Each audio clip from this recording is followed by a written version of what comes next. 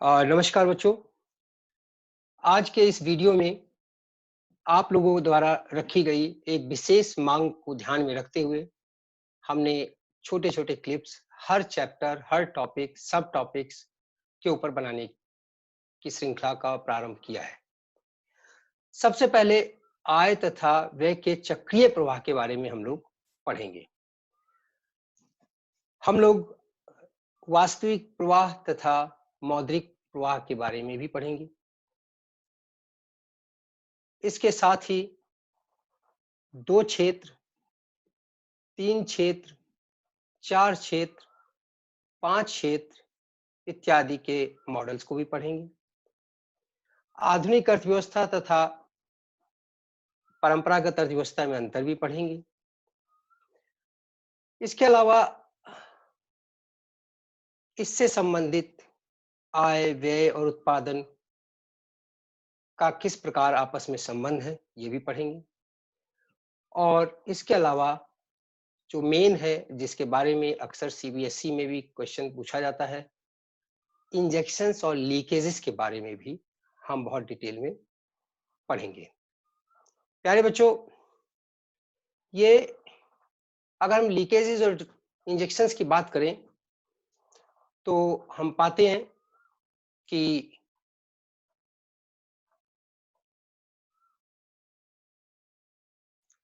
देखिए एक स्लाइड आपके सामने है और इस स्लाइड में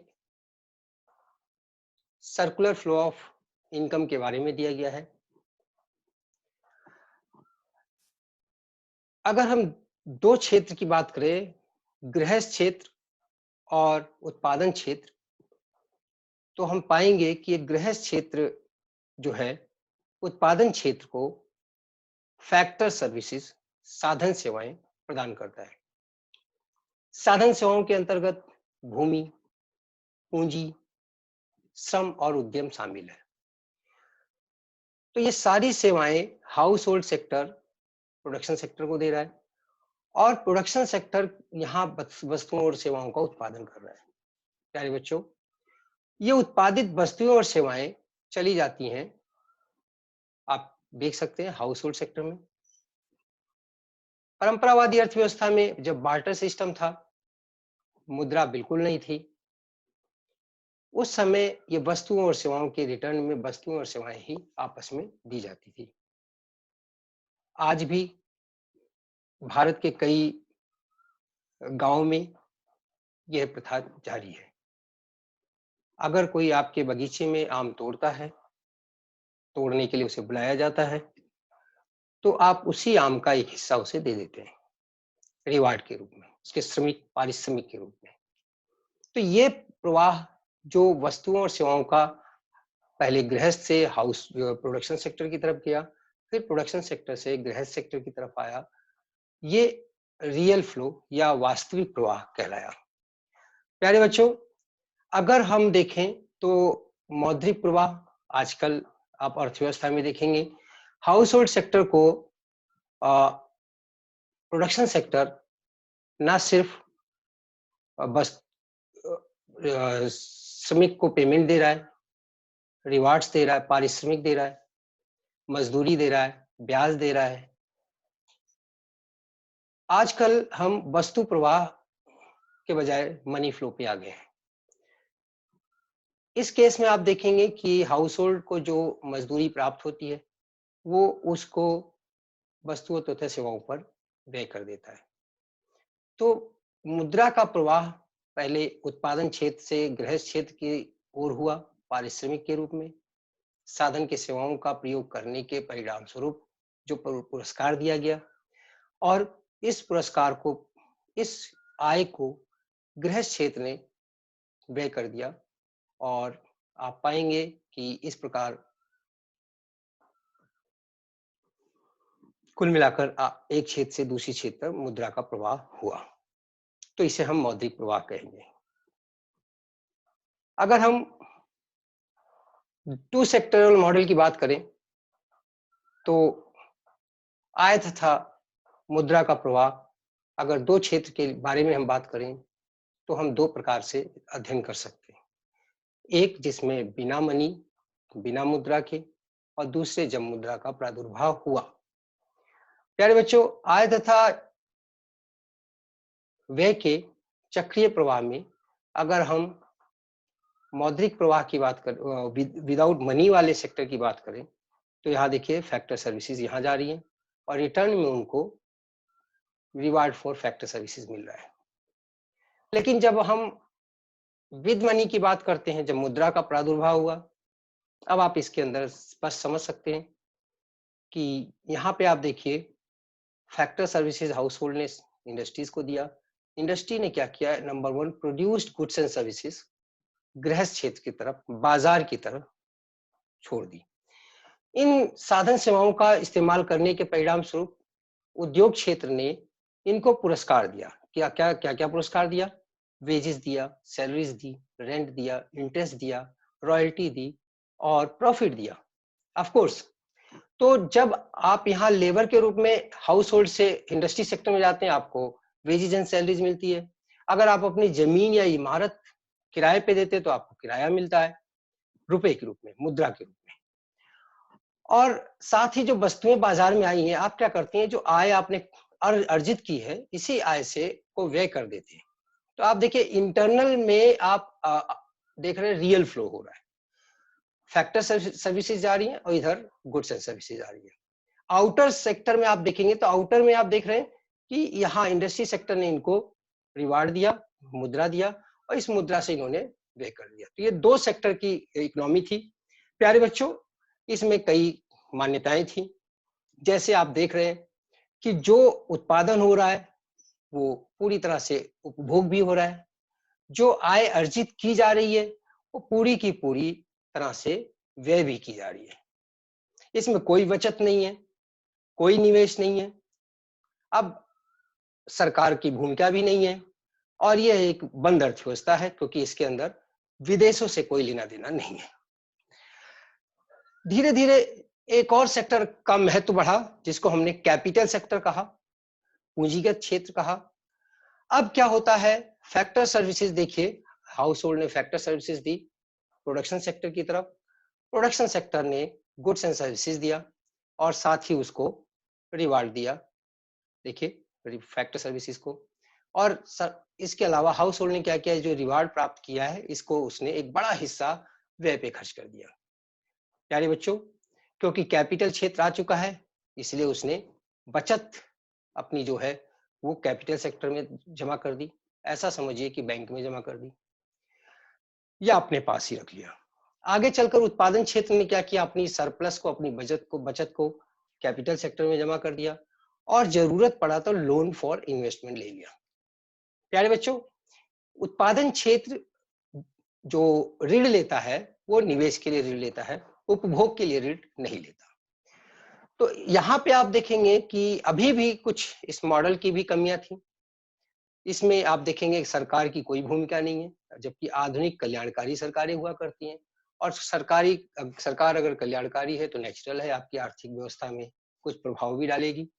साथ ही यह अभी भी एक बंद अर्थव्यवस्था का ही एग्जाम्पल था। धीरे धीरे देखिए सरकार की भूमिका बढ़ी। अब जो आरंभिक ट्रांजेक्शन्स थे हाउस होल्ड, कैपिटल और पूंजीगत क्षेत्र के, उत्पादन क्षेत्र के मध्य, वो एज इट इज रहे। जैसे यहाँ से देखिए सबसे फर्स्ट ट्रांसफर क्या है, ट्रांजेक्शन क्या हो रहा है, हाउस होल्ड फैक्टर सर्विसेज दे रहा है प्रोडक्शन सेक्टर को। दूसरा ट्रांजेक्शन हुआ रिवार्ड फॉर फैक्टर सर्विसेज, उत्पादन क्षेत्र दे रहा है हाउस होल्ड सेक्टर को। तीसरा ट्रांजेक्शन गुड्स एंड सर्विसेज जो प्रोड्यूस्ड हुई हैं वो बाजार में आई हैं इंडस्ट्री द्वारा हाउस होल्ड सेक्टर के लिए। सरकार इंडस्ट्री हाउस होल्ड सेक्टर ने अपने आय का एक बड़ा हिस्सा खर्च कर दिया है और बचत भी कर ली है कैपिटल सेक्टर में। प्रोडक्शन सेक्टर सरप्लस अपना पूंजीगत क्षेत्र को दे रहा है और साथ ही लोन ले रहा है निवेश के लिए। तो ये तो इससे पुराने मॉडल में ट्रांजेक्शन्स हो रहा है। प्यारे बच्चों, जैसे ही सरकार आई, सरकार ने तीनों क्षेत्र को प्रभावित किया। सरकार ने सबसे पहले हाउस होल्ड को प्रभावित किया, उत्पादन क्षेत्र को भी प्रभावित किया, पूंजीगत क्षेत्र को भी प्रभावित किया। अब सरकार 2 चीजें हाउस होल्ड सेक्टर को देती है और 1 चीज उनसे लेती है। इसी तरह सरकार 2 चीजें प्रोडक्शन सेक्टर को देती है और एक एक चीज उनसे लेती है। सरकार अपनी बचत को पूंजीगत क्षेत्र में जमा करती है, जरूरत पड़ने पे बैंक से ऋण ले लेती है, लोन ले लेती है। प्यारे बच्चों, अब गवर्नमेंट सेक्टर और हाउस होल्ड सेक्टर का जो संबंध है वो बहुत डिटेल में हमें समझना चाहिए। आप देखेंगे कि गवर्नमेंट सेक्टर विभिन्न प्रकार की वस्तुओं और सेवाओं का उत्पादन करती है, जैसे Indian railway, Indian Airways, electricity का प्रोडक्शन, वाटर जनरेशन, ये सारी चीजें, एनर्जी जनरेशन जैसी ये तमाम वस्तुओं का उत्पादन करती है। सिक्योरिटी सर्विसेज का उत्पादन करती है और वो गृह क्षेत्र को भी देती है, उत्पादन क्षेत्र को भी देती है। प्यारे बच्चों, जरूरत पड़ने पे किसी की आकस्मिक मृत्यु हो गई, अकाल आ गया, सूखा पड़ गया, अभी कोविड-19 के अंदर तमाम लोगों को परेशानियां आ रही हैं, तो सरकार इनकी सहायता करती है, उनको अनाज दे रही है, उनको पैसा दे रही है, उनको आय दे रही है, किसानों के अकाउंट में जा रहा है, गरीबों के अकाउंट में जा रहा है और इस इन रिटर्न सरकार उनसे कोई चीज उत्पादक कार्य नहीं करा रही है। तो ऐसा कार्य, ऐसी आय जो सरकार देती है हाउस होल्ड को बिना किसी उत्पादन प्रक्रिया में सहयोग प्राप्त किए, उसको हम ट्रांसफर या हस्तांतरण भुगतान कहते हैं। ये सरकार देती है एक सहायता के रूप में गृहस्थों को। इसके अलावा सरकार इनसे एक चीज लेती है, डायरेक्ट पर्सनल टैक्सेस, आयकर हमसे लेती है। दूसरी तरफ अगर हम जाएं तो सरकार ने इनको goods and services the, roadways की, इंडस्ट्रीज की, एनर्जी सेक्टर को बिजली की, पेट्रोल्स की, ये सारी चीजें सरकार दे रही है गुड्स के रूप में। एयरवेज, इंडियन रेलवेज, कच्चे माल को लाने ले जाने के लिए, तैयार माल को बेचने के लिए, एक स्थान से दूसरे स्थान पर ले जाने के लिए सरकार गुड्स एंड सर्विसेज उत्पादन क्षेत्र को भी देती है। एक चीज इनको और देती है जिसे आर्थिक सहायता कहते हैं। आर्थिक सहायता सरकार द्वारा उत्पादक क्षेत्र को दी जाने वाली यह सहायता होती है जो जिससे उत्पादक के लिए और अधिक उत्पादन करना संभव होता है। लागत का एक बड़ा हिस्सा, एक निश्चित भाग सरकार अपने अकाउंट से पे करती है ताकि सामान की उपलब्धता बनी रहे, कल्याणकारी वस्तुएं समाज में उपलब्ध रहे, रोजगार लोगों को प्राप्त रहे, किसी कोई बेरोजगार ना हो। प्यारे बच्चों, आर्थिक सहायता का सबसे अच्छा सेक्टर जो है माना गया खादी और ग्रामोद्योग को सरकार सहायता दे रही है। Cylinders, gas cylinders, LPG gas cylinders में भी सहायता दे रही है। ये इसीलिए कि लोग पर्यावरण से को प्रदूषित होने से बचाएं, ज्यादा से ज्यादा लोग एलपीजी गैस का इस्तेमाल करें, लोगों का स्वास्थ्य भी ठीक होगा, तो यह कल्याणकारी वो है। खादी ग्राम उद्योग का मैंने एग्जांपल दिया, उसमें रोजगार लोगों को मिलता है, उसमें स्वदेशी आंदोलन का हिस्सा था वो। इन सबको ध्यान में रखते हुए सरकार इनको आर्थिक सहायता देती है। सरकार उत्पादन क्षेत्र से कॉर्पोरेट प्रॉफिट टैक्स के रूप में टैक्स लेती है। प्यारे बच्चों, ये टैक्स निगम लाभ कर कहलाता है। अभी भी आप देखेंगे अर्थव्यवस्था क्लोज्ड इकोनॉमी ही थी, इसमें रेस्ट ऑफ द वर्ल्ड का कोई ट्रांजेक्शन आपको नहीं दिखाई दे रहा है, और साथ ही यह ट्रेडिशनल इकोनॉमी भी कहलाती है क्योंकि इसमें विदेशी आर्थिक लेन देन कुछ भी नहीं है। धीरे धीरे जब इंटरनेशनल इकोनॉमीज की भूमिका का प्रादुर्भाव हुआ, अंतरराष्ट्रीय लेन देन शुरू हुए, ग्लोबलाइजेशन का महत्व बढ़ा, तब मॉडल का स्वरूप कुछ इस प्रकार हो गया। अब पिछले मॉडल के जो ट्रांजेक्शन्स हैं, factor services, reward for factor services, goods and services, expenditure on goods and services, savings from household to capital, से surplus from production to capital, then loan for investment from capital to, सारा same रहा। सरकार दो चीजें दे रही है, house hold को एक चीज ले रही है, सेम चीज, सेम मॉडल रहा। लेकिन रेस्ट ऑफ द वर्ल्ड के एंट्री होने से इसमें आप देखेंगे कि अगर इंडस्ट्री सेक्टर कोई चीज एक्सपोर्ट करती है तो उसके लिए उसे रिसीव प्राप्त होता है, और अगर इंपोर्ट करती है तो उसके लिए वो पेमेंट किया जाता है। दूसरी तरफ ये देखिए, यहां से यहां तक आ रहा है, ये है रिसीव्ड फॉर एक्सपोर्ट गवर्नमेंट ने एक्सपोर्ट किया था, उसको रिसीप्ट मिल रहा है, पैसा मिल रहा है, और गवर्नमेंट ने आयात किया था तो उसके लिए उसको भुगतान करना पड़ रहा है। अब आप अगर इस मॉडल को ध्यान से देखें तो ये मॉडर्न इकोनॉमी की बात कर रहा है। आप देखेंगे कि इंटरनेशनल आर्थिक ट्रांजैक्शंस बहुत सारे होते हैं, जैसे export of goods and services हो रहा है, एक देश दूसरे देश को एक्सपोर्ट कर रहा है, import of goods and services हो रहा है। इसके अलावा sale and purchase of financial instruments हैं। लोग टूरिज्म पे आते हैं, टूरिस्ट के रूप में खर्चा करते हैं, दूसरे देशों में जाते हैं। स्टडी के लिए लोग एक दूसरे देश में जाते हैं, पढ़ने के लिए खर्चा करते हैं, रहते हैं वहां पे। मेडिकल ट्रीटमेंट के लिए भी आते हैं, तमाम देशों के लोग एक दूसरे के यहाँ। मल्टीनेशनल कंपनियां आ रही हैं, ये भी आर्थिक लेन देन का ही के कारण बढ़ा है। इनकी भूमिका को ग्लोबलाइजेशन में कम नहीं समझा जा सकता। इसके अलावा आप देखेंगे कि इनटेंजिबल ट्रांजेक्शन्स भी होते हैं, ऐसे ट्रांजेक्शन जो दिखाई नहीं पड़ते, जैसे हम सर्विसेज बीपीओ वगैरह का देते हैं, है ना, तो ये सब चीजें हम।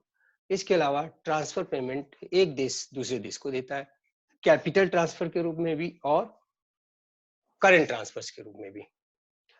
तो ये अब आपका ट्रांजेक्शन्स हो गया। अब इसके बाद हम पढ़ना चाहेंगे, आपके सामने एक नया स्लाइड आ रहा है, जिसको अगर आप देखें तो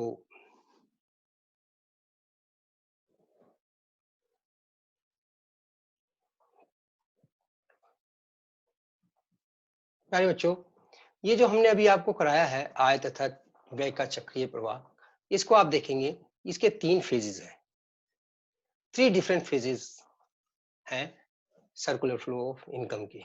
पहला फेज है प्रोडक्शन फेज, जिसमें हम जनरेशन ऑफ इनकम कहते हैं।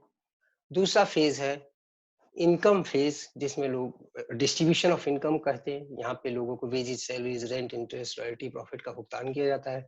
और तीसरा है एक्सपेंडिचर फेज, जिसको हम डिस्पोजिशन ऑफ इनकम कहते हैं, आप अपनी आय का कैसे व्यय करते हैं। प्यारे बच्चों, ये तीनों चीजें, तीनों फेज देखिए, अगर प्रोडक्शन, इनकम और एक्सपेंडिचर तीनों एक समान होते हैं, ये तीनों बराबर होते हैं, तभी अर्थव्यवस्था में संतुलन होता है। And national income will be equal to national expenditure and again it will be equal to national production. अक्सर हम लोग इससे संबंधित जब बात करते हैं तो ये क्वेश्चन उठता है कि इंजेक्शंस और लीकेजेस, अर्थव्यवस्था संतुलन में कब होगी? क्या पूरा आय व्यय के बराबर होता है? क्या उत्पादन आय के बराबर हो भी सकता है? अगर नहीं होता तो ये कैसे नहीं होता और कैसे किया जा सकता है? इसके लिए देखा जाए तो केन्स ने, जॉन मेनार्ड केन्स, जो फादर ऑफ मॉडर्न इकोनॉमिस्ट भी कहे जाते हैं, उन्होंने इंजेक्शंस और लीकेजेस की अवधारणा बताई है। इंजेक्शंस, जिसे भराव शब्द कहा गया है, भराव, लीकेजेस जिसे रिसाव शब्द का इस्तेमाल किया गया है। तो इंजेक्शंस की जब हम बात करते हैं तो इसके अंदर ऐसे कंपोनेंट आते हैं जिससे बढ़ने से राष्ट्रीय उत्पादन बढ़ता है, राष्ट्रीय आय बढ़ती है, और लीकेजेस ऐसे चीजें आती हैं जो कि राष्ट्रीय आय को कम करती हैं, राष्ट्रीय उत्पादन को कम करती हैं। अगर हम देखें तो इन्वेस्टमेंट जब भी बढ़ेगा तो राष्ट्रीय आय बढ़ेगा, इसलिए इंजेक्शन कहा जाता है। गवर्नमेंट एक्सपेंडिचर जब होगा तब भी राष्ट्रीय आय बढ़ेगा, एक्सपोर्ट जब भी होगा तो भी राष्ट्रीय आय बढ़ेगा। यानी एक्सपेंडिचर अगर होता है तो राष्ट्रीय आय बढ़ता है, अगर सेविंग होती है तो राष्ट्रीय आय कम होती है, टैक्सेस अगर ज्यादा होते हैं तो भी राष्ट्रीय आय कम करता है, इंपोर्ट्स अगर होते हैं तो भी राष्ट्रीय आय कम होता है। अब ये सेविंग्स को, टैक्सेस को, इंपोर्ट्स को हमने लीकेज कहा। कैसे कहा, क्यों कहा, इसके बारे में हम थोड़ा बताना चाहेंगे। सेविंग्स, प्यारे बच्चों, अगर सपोज अर्थव्यवस्था में प्रोडक्शन 1000 रुपए का हुआ है, नेशनल इनकम आपका 1000 रुपए है, और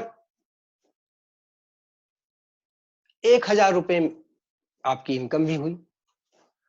अब लेकिन होता क्या है, आपको इनकम अगर 1000 रुपए मिली, आपने 800 रुपए खर्च किया और 200 रुपए बचा लिया, तो अब जो नेशनल एक्सपेंडिचर क्या हो गया आपका, वो अब नेशनल एक्सपेंडिचर का मतलब क्या है? ये 800 रुपए का है, 200 रुपए बचत में चले गए।